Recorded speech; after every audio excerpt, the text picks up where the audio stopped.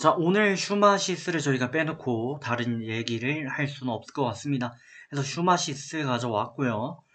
분석 드려야 되는데 현재 2만대 일단은 돌파 마감을 할 것으로 기대가 됩니다.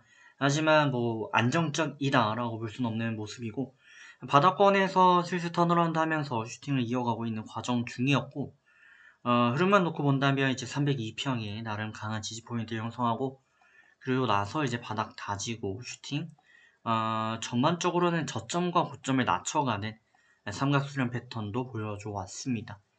근데 저희가 궁금한 점이 한 가지 있죠. 슈마시스는 왜 랩지노믹스 이런 종목만큼 가지 못하는가? 이 부분에 대해서 저는 앞으로도 비슷한 일이 있으면 참고하시면 좋을 것 같은 부분인데, 이 기업이 무거우면 아무래도 좀 뛰기가 힘듭니다. 네, 이 부분들을 좀 체크해 주시면 좋을 것 같아요. 왜 이게 대장입니까? 이게 왜 부대장입니까? 라고 질문을 또 주시는데, 그게 결과론적으로는 무게 차이가 있다. 근데 반대로 그럼 무조건 무거운 게 안 좋은 것인가? 그러진 않습니다. 그러니까 무거운 만큼 그만큼 중량감이 있는 거죠. 그러니까 잘 흔들리지 않는 그런 측면도 있지만, 상승폭적인 측면에서만 볼 때는 조금 다른 부분이 있다. 이거를 좀 개최해서 보여드릴게요. 이슈 보겠습니다. 자, 종목명 슈마시스 되어 있습니다. 임신 배란 테스트기 관련 사업을 영위 중인 기업이었고, 현재는 저희가 진단키트로 통용을 해서 말을 하고 있습니다.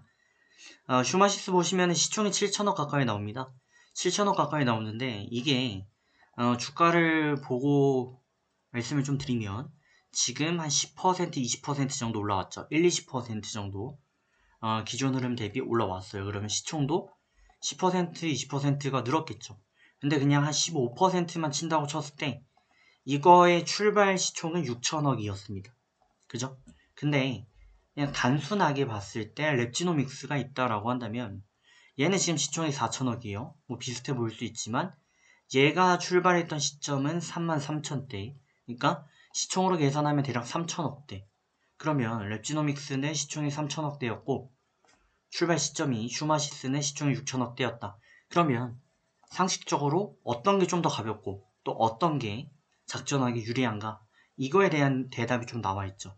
해서 이런 부분도 좀 참고하시면 좋겠다라는 말씀드리고요.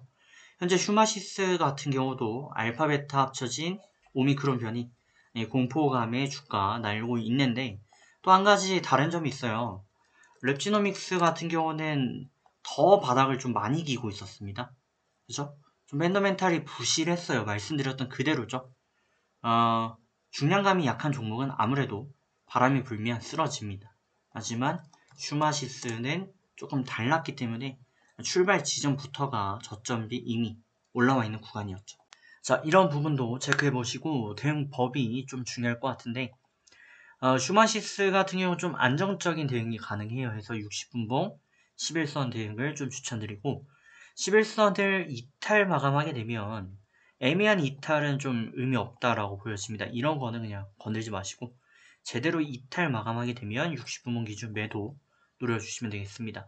이탈 마감하면 이렇게 횡보를 그리거나 대략 한 일주일 넘게 횡보를 좀 기록했죠. 아니면 하락하겠다라는 신호로 보시면 되겠습니다. 자, 좋은 결과 만들어 가시고요.